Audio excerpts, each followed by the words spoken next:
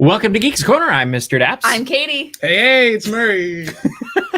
It is Murray, and it is Star Wars Day.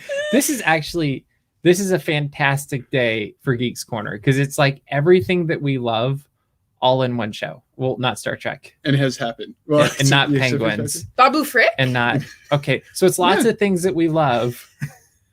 It's lots of things that we love all in one show. We have a jam-packed show tonight. Hopefully we sound good because we're trying some new things because that's how we do things here. But if you'd like to join the conversation, feel free to jump into the chat. Also, make sure to tweet at us with the hashtag Geeks Corner, and we're happy to do that as well. But we have to take a moment and thank Mouseways Travels because they are helping us.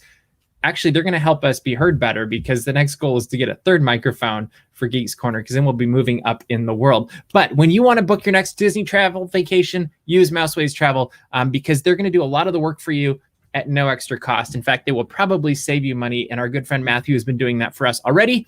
And so when you're ready to go to Walt Disney World, Disneyland, Disney Cruise Line, Alani, where else could they go? Disneyland, Paris, maybe in June, Adventure by Disney, Tokyo Disney, Shanghai, Hong Kong, all of those things.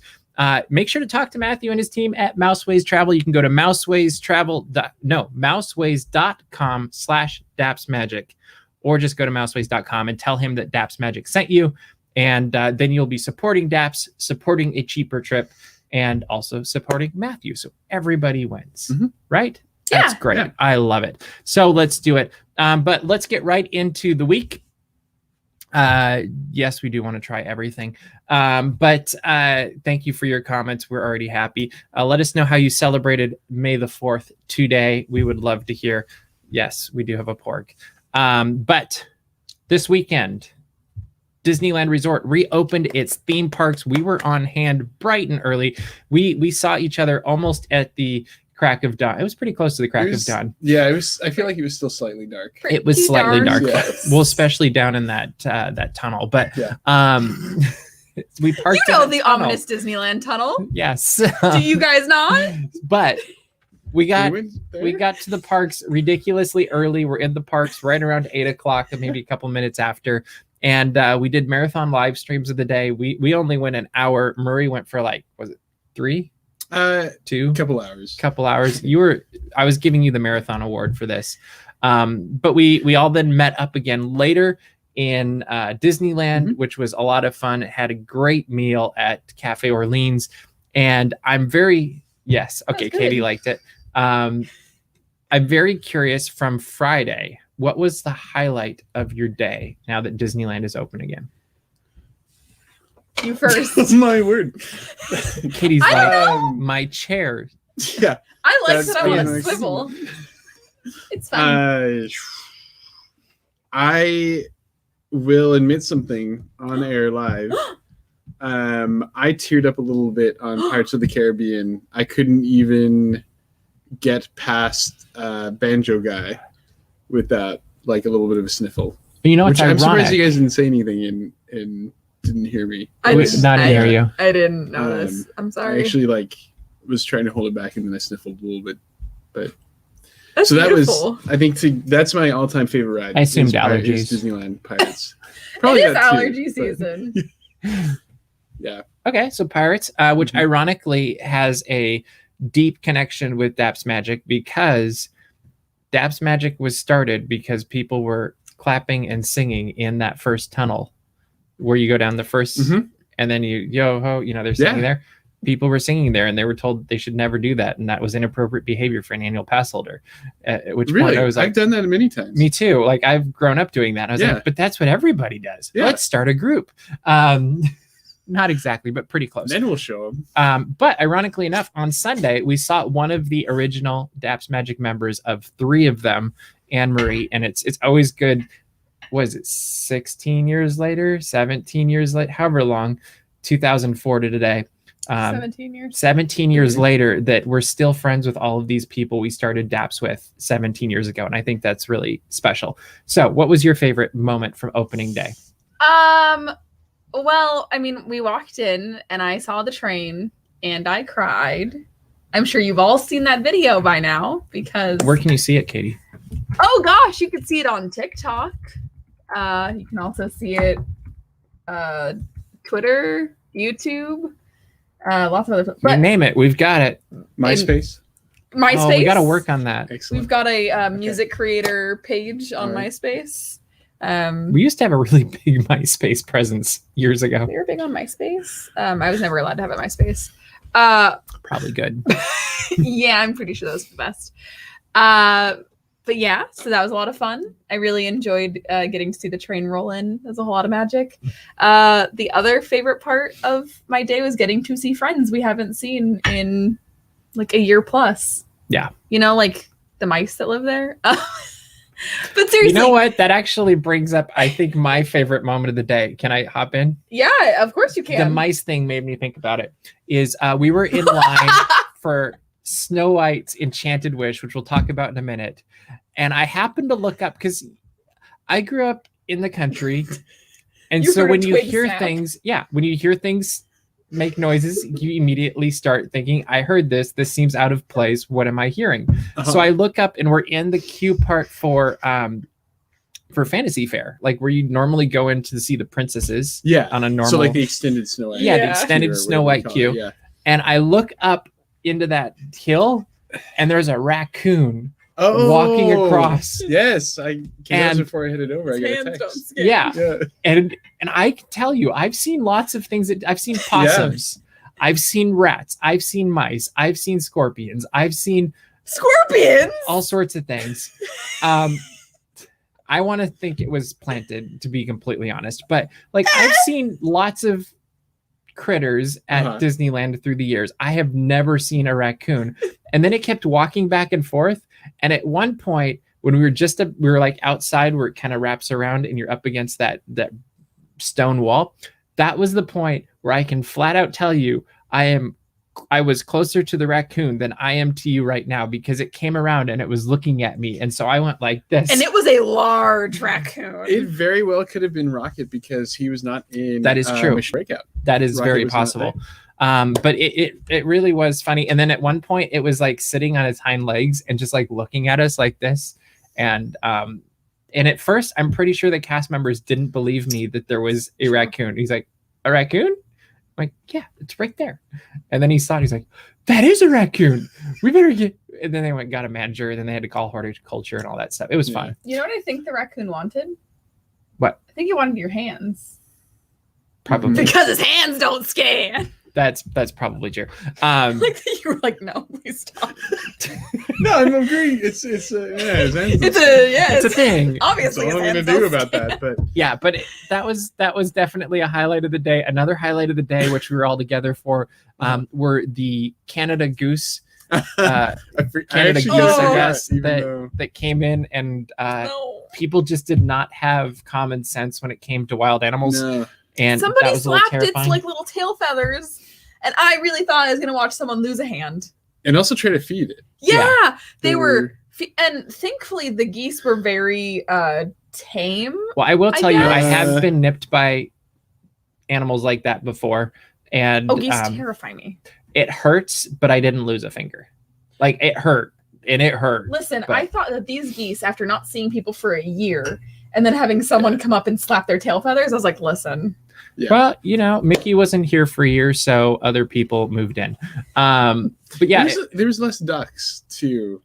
Yeah, there was a more few. geese, They saw babies? which there was a is- few, and we saw a few. Yeah, we did see a few. Those actually might have been the baby geese because I saw a family of geese and But we did in see California a Adventure. family of ducks And we- in Oh, and Storybook, family of Did and Okay, see yeah. a lost teenager duck, which was kind of that sad. one might have been a goose. those are the best. Oh, okay. That one actually, I was like, Oh, that yes. might be a goose. I was still Okay. scared of it. It was so. cute. It's in And- our vlog if you Yeah. want to check that out. Yeah, just the vlog. I was like, is it in the live stream too? But no, it is not. I don't think it's in the vlog. Yeah, so those were a few highlights of the day. I think the food was awesome at Cafe Orleans. Like that was a highlight. I mean, I've never been to Cafe Orleans before, so I enjoyed myself. And it'd been a few years for me. Like I will say I really enjoyed, I had a 3 cheese Monte Cristo, and I actually found myself enjoying that more than I enjoyed the pommes frites, because I didn't feel like they were seasoned as strongly as I remembered them in the past. and they were still good. I just remember them having a much stronger Parmesan and garlic flavor to them. And I was like, they're good. But I remember them being like double the pungency of, because those things will give you good bad breath afterwards. Yeah. If they're right. Yep. And I was like, I don't feel like my breath is bad enough. It's just a sad fact of life. So Disneyland needs to make our breaths smell terrible. That's what you're saying. Basically. Okay. Yes. And maybe that was an intentional choice on the chefs of Disneyland. They said, please, no. We can't handle it anymore. But hey, we are wearing masks now. That is true. So... that actually, there might be something to that, because that would be uncomfortable. Yeah. That I started carrying around mints more ever since we've had to do like masks and stuff. And like, yeah, that's all I'm going to say. That's fair. That's probably wise. One of the things I think we should talk about, we won't talk spoilers, but we will talk about Snow White's Enchanted Wish, just our feelings, our observations, things like that. Katie, I'm going to let you kick off first. Ladies first, and then Murray, you can go second. I think it's beautiful. I think that it filled in a lot of the dark spots of the attraction. I think that it tells a more complete story now, and I think that it's something that the attraction sorely needed. I will say, going on Pinocchio's Daring Journey directly after gave me whiplash, because that ride is very, very dark. There's lots of space where there's not a lot of storytelling happening. I was like, oh, do Pinocchio next, please, because it needs the same treatment. I'm going to say one spoiler, and that's there's dwarves in it. Do they work? They do. They sing too. Spoilers! Spoilers. There's 7 of them. What did you think of the attraction? No, so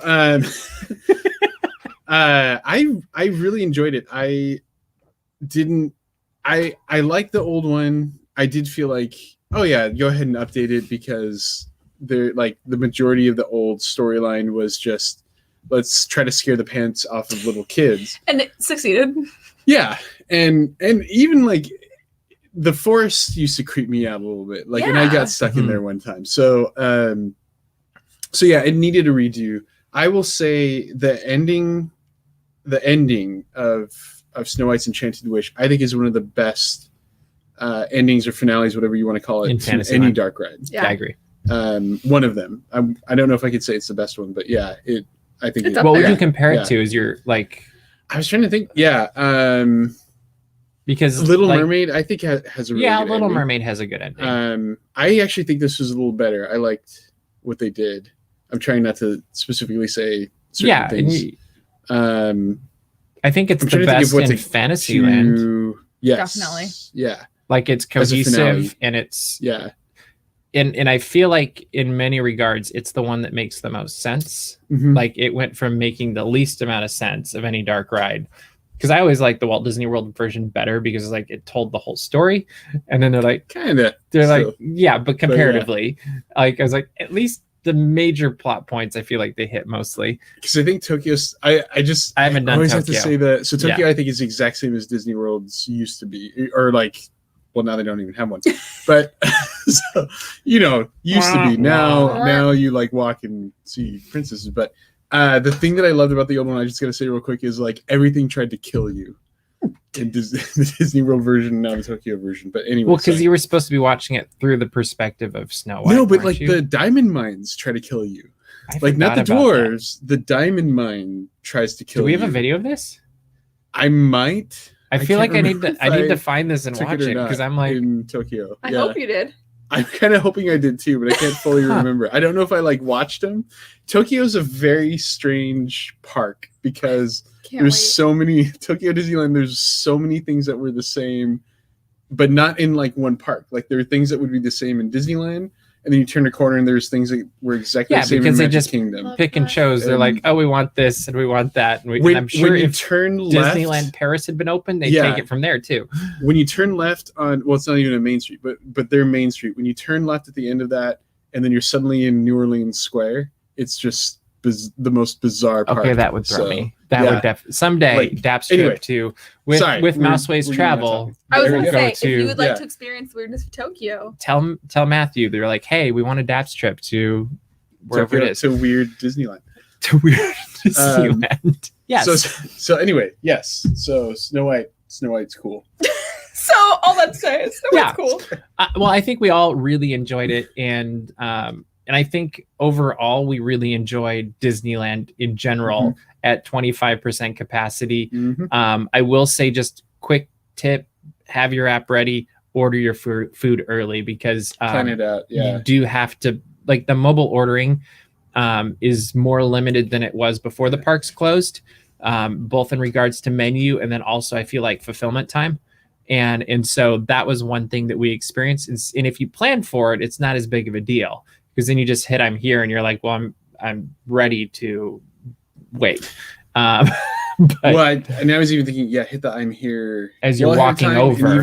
Even if suddenly it does appear that it may not be exactly but ready. It probably will not be. Yeah. So plan ahead, be ready, take your time, be patient. You still will get on just about anything you want. Like, we all got on Rise of the Resistance. You did it with the 12 o'clock one. We did it at the 7 a.m. We really could do just about anything we wanted. That was fantastic. Let's pivot into today. I think we hit most of the stuff for sure. Disneyland Reopening. If you want to know more, we've got videos, we got photos, we got it all up on the site. So you can go check it out. So where I put the book? I thought I brought it out here. You did bring it out here. I don't know where you put it. I don't know. I had a book out here. I was going to show you all, but it disappeared. This is baffling. Yeah, no, you had it out here. I know I did. I thought I had it right here, too. No, that's not right, because that's the mugs. Yeah, I know. This is weird. Anyway, today is Star Wars Day, and I was going to show you this really cool Art of Star Wars Galaxy's Edge that I read this week, and it's a fantastic book. And it goes into making of, kind of like early conception, how it changed, what made it into the parks, what didn't make it into the parks, ton of concept art, lots of interviews, all of that stuff. And it's basically, if you love Star Wars Galaxy's Edge, you're going to love this book, because it just adds to the story that much more. And as I finished like going through all of this, I was like, I need to get more Galaxy's Edge books. Like, I literally was like, I want to know more stories. And it just really does a nice job of filling in a lot of the gaps of how and why. And then also just making you be like, oh, I actually want to know more about the stories that they put into this, because they've planted these seeds of where they started from a foundational standpoint. And now I want to see like where those blossomed. And so totally recommend getting this book. It's fantastic. It's beautiful. And it's one of those I'll probably go back and read multiple times, just because it's that good. Like, you guys both love it. I was going to show it to you right now, but apparently I lost it. It's amazing how I lost it in like 15 minutes, but I don't know. A lot happened in those 15 minutes. It did. So we discovered we only had 2 microphones, and we thought we had 3. Over there somewhere. But that's okay. Other cool thing that came out, though, that we're going to show you right now. If you haven't seen it, you get to see the real lightsaber that we've been hearing about for weeks now. So I think we're going to show the video first, and then we're going to talk about Star Wars Galactic Star Cruiser. Does that sound good? Sure. All right, let's watch a video.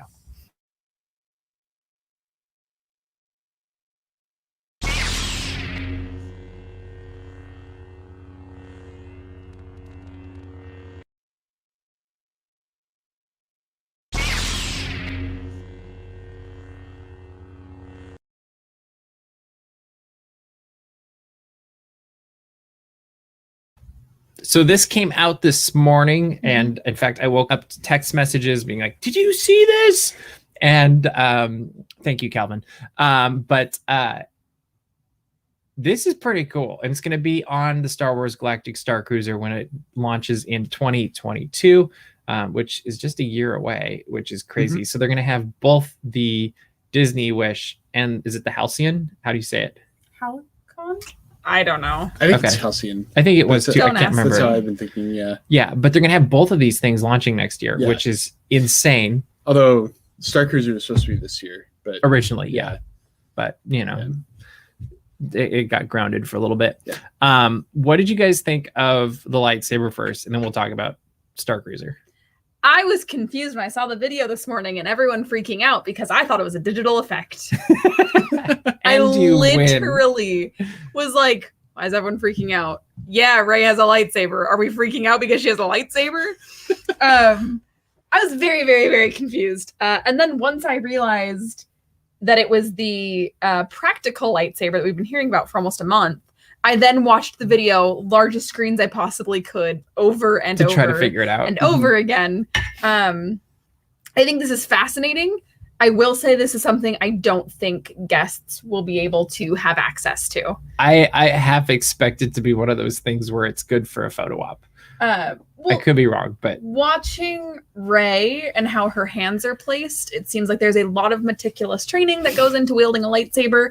I don't think, for safety reasons, guests will be able to just willy-nilly chop somebody's hand off.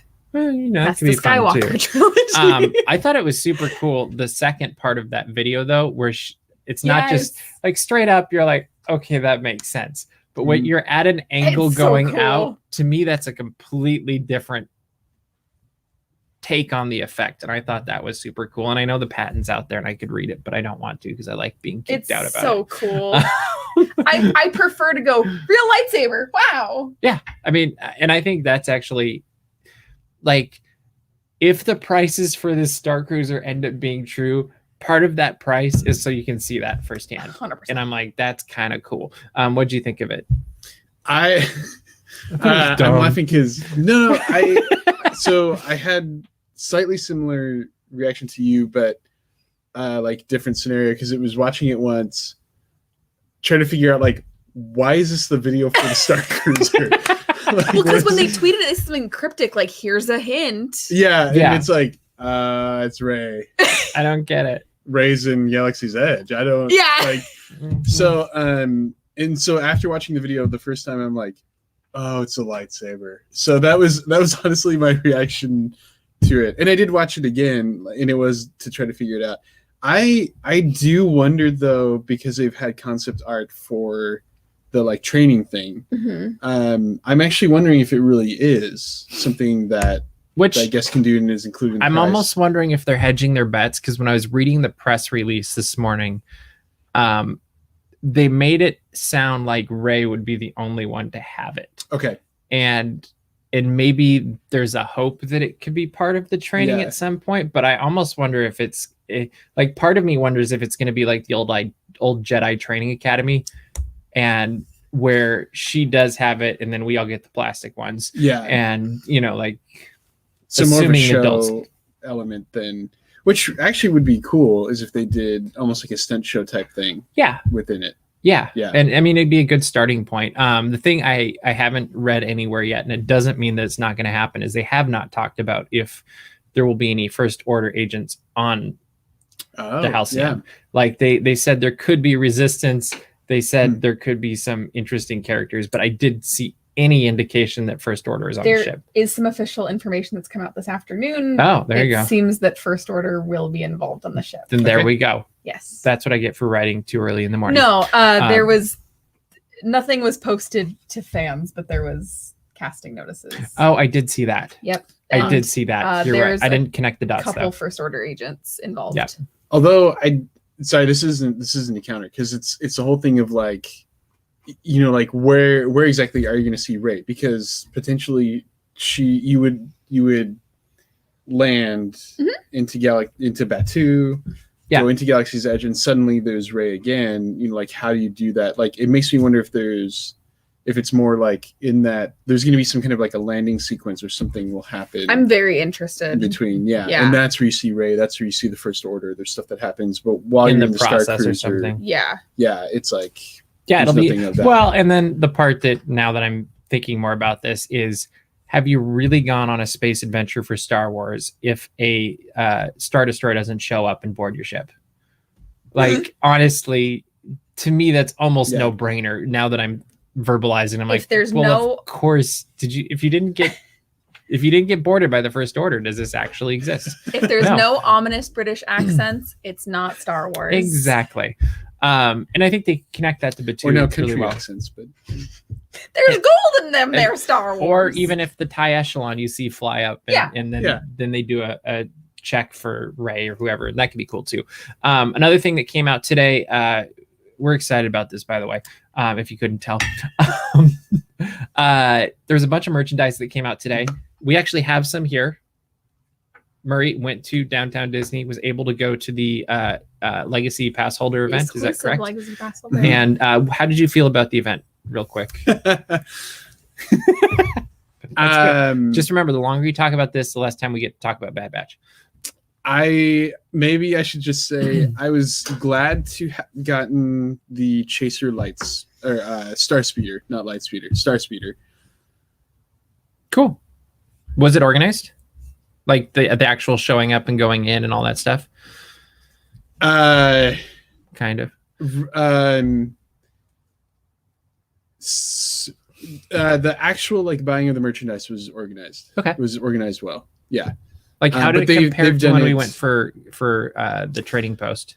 So these events that they've been doing actually have been rather different. So it's you do walk up to a cashier basically. And you point what you want, right? And you basically point it's like when we went in and said we didn't want anything. Yeah. Okay.